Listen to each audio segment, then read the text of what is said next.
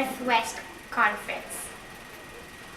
And I'm Agent 10, also known as Josh. I am from Saskatchewan Conference. And we interview Mardi Tindal, candidate for moderator, nominated by Erie Presbytery. Mardi has a husband named Doug.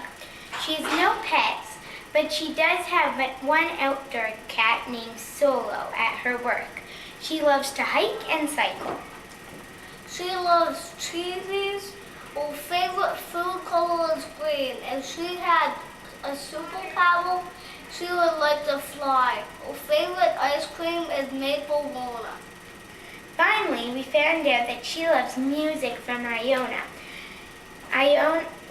which is a special place in Scotland. Iona is special for Mardi because it makes her feel at home. If she could go anywhere, she would go to Costa Rica and Bolivia. Her passion is to care for creation.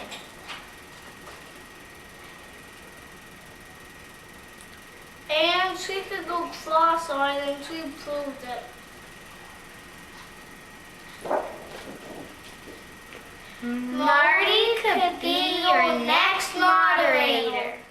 Moderator friends, thank you for this good question that you've asked us of where God is leading the church and what leadership we offer. A few years ago, our congregation decided that we wanted to offer a Sunday night supper, a regular supper, to anyone who needed it. Doug and I became team leaders, and that meant that every third weekend, on Saturday we shopped, and on Sunday we cooked and served and cleaned up from a meal that was often attended by up to 120 people. After a couple of years, we and others became weary. The coordinator wondered whether or not we could even continue, whether the dinner would have to end. But then, because we've got such a good relationship with the local mosque, the Muslim community heard about our concern and they said, well, could we take care of a Sunday a month? We said, sure, wonderful. The Seventh-day Adventist congregation with whom we share our building said, well, could we take a Sunday? Fantastic.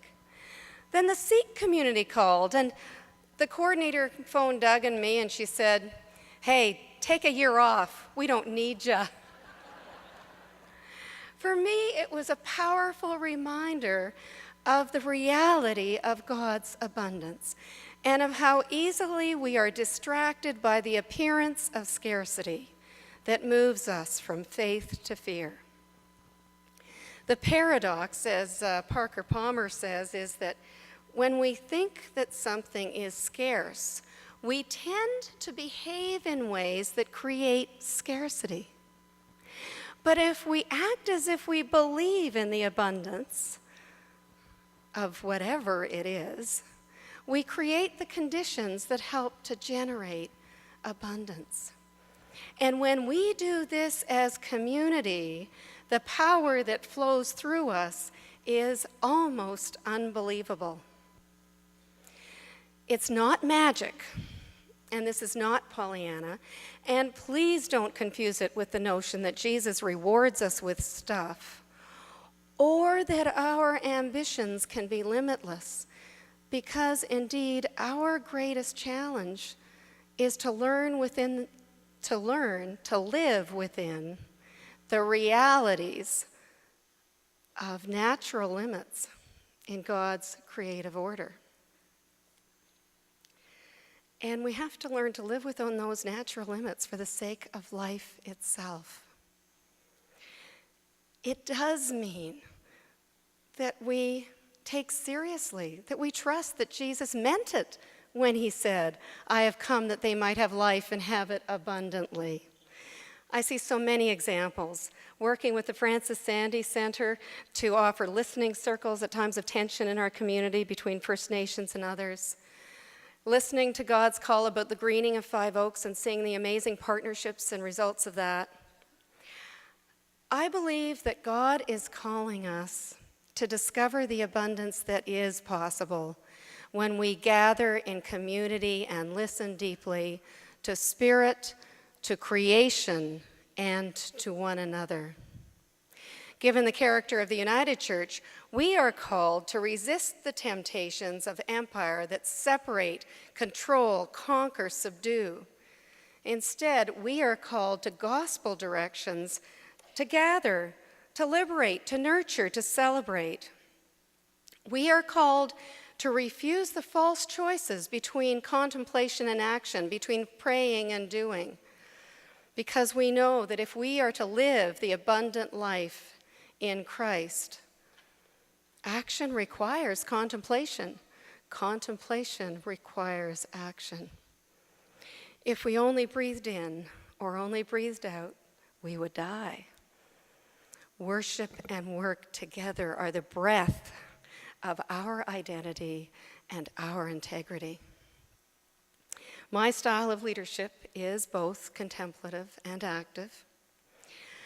And I've already written to you about my priorities. They are right relations among the many peoples of this land, right relations with creation, encouraging young leaders, and exercising enabling leadership with discipline and courage. With such priorities, we will find God's abundance in the midst of perceived scarcity. We will love God, garden, and one another with all our heart, all our soul, all our mind. Jesus showed us that there is abundance in community. When the disciples said, "There's no food," he said to them, "How many loaves have you? Go and see." How many loaves have we? Let's go and see.